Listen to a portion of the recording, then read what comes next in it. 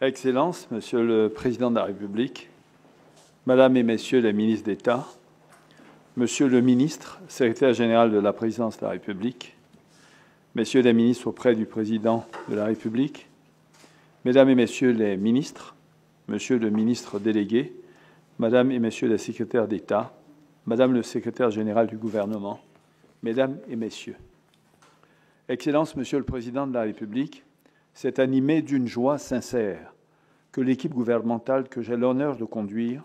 se rassemble ce matin autour de vous à ce premier Conseil des ministres de l'année consacré aux échanges de vœux traditionnels. Permettez-moi ainsi, Excellence, Monsieur le Président de la République, de vous adresser au nom du gouvernement et en mon nom propre nos vœux les meilleurs pour cette année 2022. Des vœux de santé, de paix, de bonheur pour vous, votre épouse, Madame la Première Dame Dominique Ouattara, ainsi que pour toute votre famille et tous vos proches. Que le Dieu Tout-Puissant puisse continuer de vous accorder sa faveur et sa protection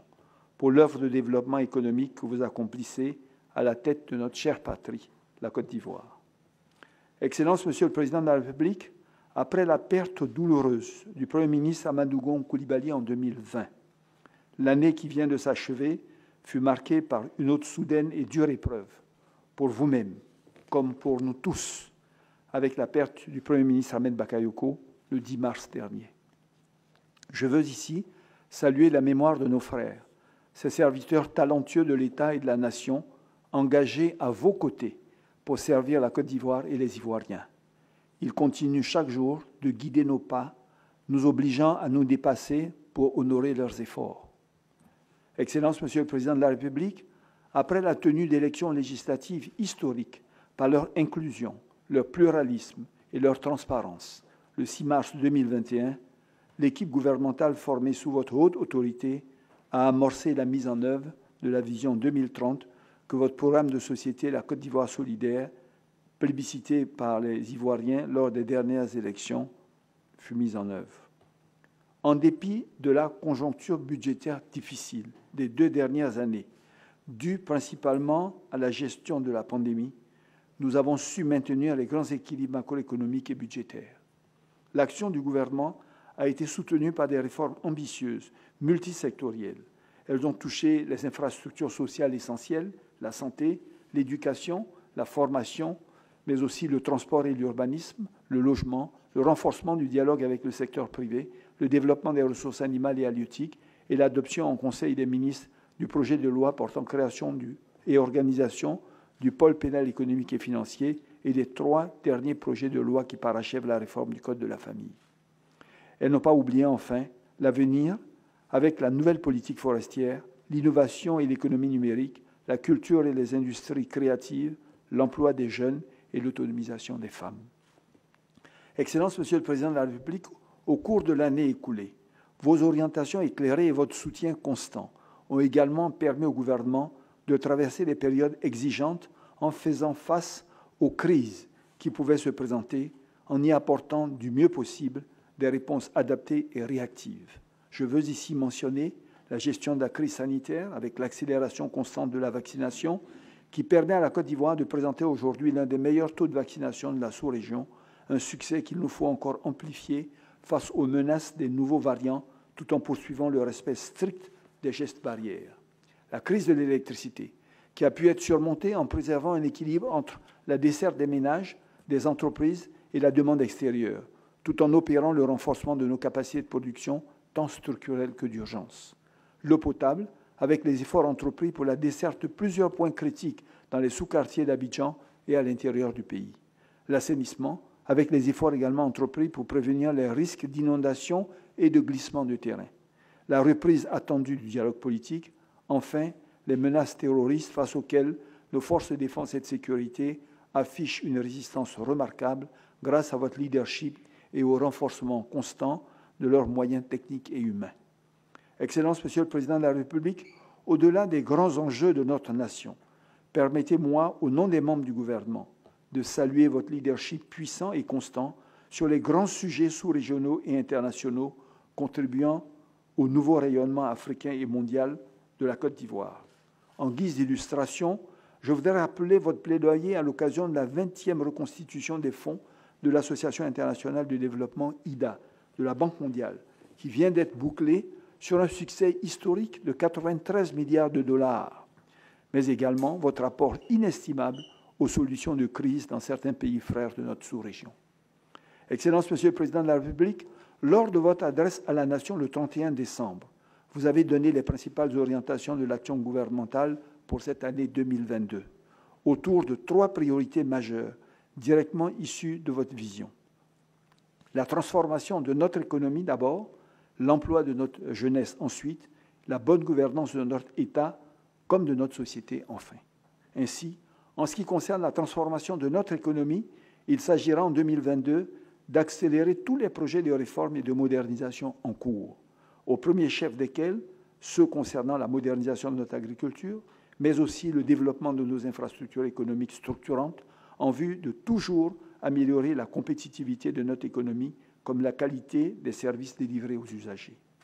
Nos efforts porteront également sur le développement des infrastructures industrielles, notamment les zones industrielles d'Abidjan et celles jouxtant les grandes villes de l'intérieur du pays, souvent dédiées au secteur de la transformation de nos matières premières, mais également des zones économiques spéciales et les zones économiques portuaires. Le développement de ces infrastructures industrielles et les bassins d'emploi puissants qu'elles structureront durablement s'intègrent pleinement dans votre vision d'un développement régional toujours plus équilibré pour la Côte d'Ivoire, permettant de mieux structurer l'espace économique national comme l'aménagement du territoire en promettant à chaque Ivoirien et chaque Ivoirienne une même qualité de vie, quel que soit l'endroit où il naît, grandit et choisit de bâtir son foyer et son destin. Pour soutenir la transformation de nos matières premières agricoles et minières au plus près des zones de production, nous veillerons à mettre en place un écosystème adapté et des systèmes publics d'amorçage du secteur privé pour mieux favoriser une dynamique économique locale, créatrice d'emplois pour les jeunes comme pour les femmes. À cet effet, le gouvernement entreprendra les réformes au plan institutionnel, financier et opérationnel en vue de promouvoir et de soutenir les PME nationales via le programme dit des champions nationaux, ainsi que les chaînes de valeur entières parmi des dizaines de secteurs stratégiques identifiés pour le renforcement de notre économie et de ses capacités exportatrices. Parallèlement, l'action du gouvernement tendra à renforcer les bases structurelles de l'activité de production alimentaire, notamment le riz, le maïs, le soja, la banane plantain, les cultures maraîchères et les produits d'élevage. L'objectif stratégique est clair: moderniser l'activité pour gagner en productivité, gagner en compétitivité, gagner en transformation locale, gagner en autosuffisance alimentaire nationale et enfin gagner à l'export. Concernant votre deuxième priorité, l'emploi de notre jeunesse, elle sera au quotidien une préoccupation constante de ce gouvernement, tant elle incarne la bataille la plus stratégique, la plus essentielle au regard de l'intensité de notre croissance démographique, au défi de l'inclusion de notre jeunesse vers l'emploi et une vie décente, et donc, in fine, du caractère durable de notre stabilité nationale comme de notre prospérité commune. L'enjeu de la massification de l'emploi stable est indissociable de nos efforts pour le développement du secteur privé, et en particulier des PME ivoiriennes. À cet effet, nous renforcerons la synergie d'action que nous menons aujourd'hui entre le développement des formations techniques et professionnelles qualifiantes, l'école de la seconde chance, les services civiques nationaux et les mesures favorisant l'entrepreneuriat des jeunes. Par ailleurs, selon votre demande, le deuxième programme social du gouvernement, prévu pour durer 3 ans jusqu'à fin 2004, sera déployé sur l'ensemble du territoire national afin de poursuivre la réduction de la pauvreté, notamment à travers le financement des activités génératrices de revenus au profit des communautés de personnes vulnérables, notamment dans le nord du pays, agissant là comme un pilier complémentaire de la lutte face à la menace terroriste qui s'insère toujours plus facilement dans les zones fragiles. Excellence, Monsieur le Président de la République, votre troisième priorité, la promotion de la bonne gouvernance et la lutte contre la corruption, fut l'objet d'efforts soutenus de la part du gouvernement au cours de l'année écoulée. Tous les ministres et moi-même avons bien noté la clarté et l'exigence de votre ambition et vos instructions pour amplifier en 2022 notre action dans ce domaine clé, où les attentes élevées de nos populations répondent légitimement à la hauteur des vôtres. L'exemplarité et la redevabilité seront donc, plus que jamais, au cœur de l'action administrative. Les contrôles seront poursuivis, leurs recommandations mises en œuvre, La digitalisation de notre administration sera accélérée pour faciliter et rendre plus efficients les services aux citoyens et accroître les revenus de l'État. Nous veillerons à ce que la célérité, la rigueur, la discipline dans la gestion guident la mise en œuvre des programmes de travail au niveau de chaque département ministériel. La recherche d'une meilleure performance opérationnelle, en particulier en termes de capacité et taux d'engagement et de décaissement des crédits budgétaires, fera l'objet de notre attention constante. Excellence, Monsieur le Président de la République, le gouvernement a clairement compris le cap que vous avez bien voulu fixer lors de votre adresse à la Nation pour une action administrative de qualité en réponse aux attentes légitimes de nos concitoyens. C'est au nom de chacune et de chacun des membres du gouvernement ici présents que je veux m'engager à ne ménager aucun effort en vue de mener avec dévouement, rigueur et efficacité ces actions stratégiques pour la bonne marche en avant de notre nation et la pleine réalisation de vos ambitions. Je veillerai particulièrement à la cohérence d'ensemble de l'action gouvernementale, tout en restant constamment et humblement à l'écoute de nos populations pour mieux anticiper leurs besoins, mieux comprendre leurs attentes, mieux expliquer le sens de notre action, mieux partager la prospérité nouvelle que nous bâtissons pour elles sous votre leadership éclairé. Enfin, pour continuer à faire grandir notre climat de concorde civile et de paix, les avancées démocratiques que vous avez su construire, la 5e phase du dialogue politique que nous avons lancé, selon vos vœux, sera poursuivie. Excellence, Monsieur le Président de la République, je ne saurais terminer mon propos sans vous traduire à nouveau les vœux et les prières de chacune et de chacun des membres du gouvernement. Que l'Éternel, dans son infinie miséricorde, puisse, en 2022, comme depuis une décennie, vous assister, vous protéger, vous éclairer, vous inspirer, pour qu'avec vous, la Côte d'Ivoire continue de grandir et les Ivoiriens de mieux vivre. Je vous remercie.